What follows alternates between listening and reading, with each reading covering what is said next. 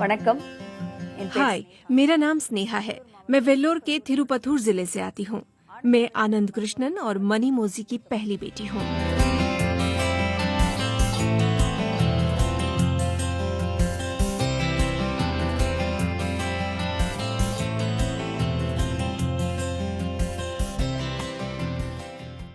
என்ன பள்ளியில முதல்ல मेरे दाखिला के समय मेरे माता पिता ने कॉलम खाली छोड़ दिया. जब पूछा गया कि धर्म तो बता दीजिए, तो मेरे माता पिता का कहना था कि उनका किसी धर्म से कोई वास्ता नहीं है. इसके बाद उन्होंने मेरी बहनों मुख्तार और जेनिफर का भी दाखिला ऐसे ही करवाया. पोस्ट ग्रेजुएशन तक हमने सर्टिफिकेट में इस कॉलम को खाली ही रखा. हमारे ट्रांसफर सर्टिफिकेट में भी हमारे धर्म और जाति के बारे में कोई जानकारी नहीं दी गई थी. जब हम किसी नौकरी या परीक्षा के फॉर्म भरते हैं, तो हमसे कास्ट सर्टिफिकेट पूछा जाता है. जब हम कहते हैं कि हमारे पास कोई सर्टिफिकेट नहीं है क्योंकि हमारी कोई जाति ही नहीं है, हमें एफिडेविट लगाना पड़ता है. फिर ट्रांसफर सर्टिफिकेट के आधार पर एफिडेविट बनाते हैं और हर बार उसे जमा करते हैं. मैंने सोचा कि अगर एक ऐसा दस्तावेज हो जिसमें ये बताया जाए कि इस व्यक्ति की कोई जाति और धर्म नहीं है, तो अच्छा होगा.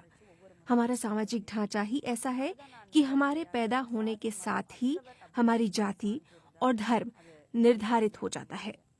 तो मैंने सोचा कि क्यों न इसे हटाने की दिशा में काम किया जाए. एक ऐसा सर्टिफिकेट हो जो ये बताए कि इस व्यक्ति की न तो कोई जाति है न कोई धर्म.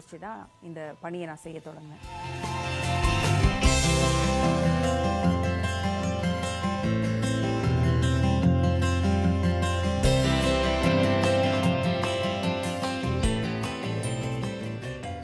जब मैं सरकारी अधिकारियों के पास ऐसे सर्टिफिकेट के लिए गई, तो उन्होंने कहा कि कास्ट सर्टिफिकेट देना तो उनके हाथ में है, लेकिन ऐसा कोई सर्टिफिकेट देने में असमर्थ हैं जिसमें ये बताया जाए कि इस व्यक्ति की न कोई जाति है और न कोई धर्म.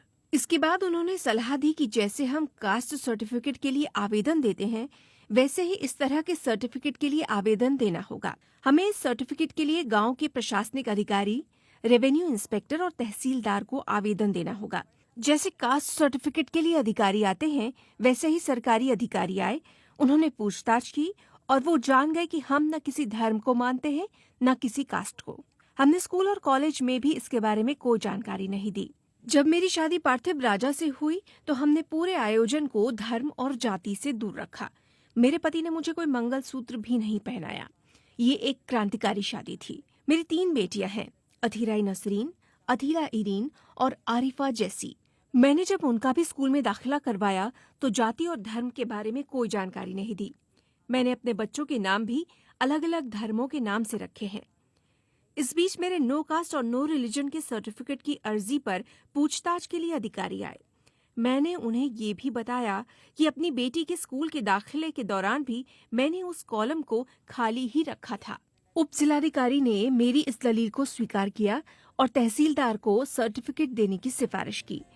मुझे 5 फरवरी 2019 को नो कास्ट नो रिलीजन का सर्टिफिकेट दिया गया.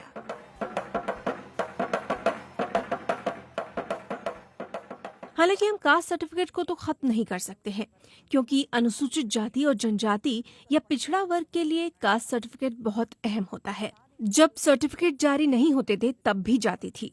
जातिवाद समाज के सभी लोगों को मिलकर खत्म करना होगा. इसके लिए लंबा संघर्ष करना होगा. भारत में तो ये कहा जाता है कि हर कोई जाति और धर्म के साथ ही पैदा होता है. हालांकि ऐसी सोच दूसरे देशों में नहीं है.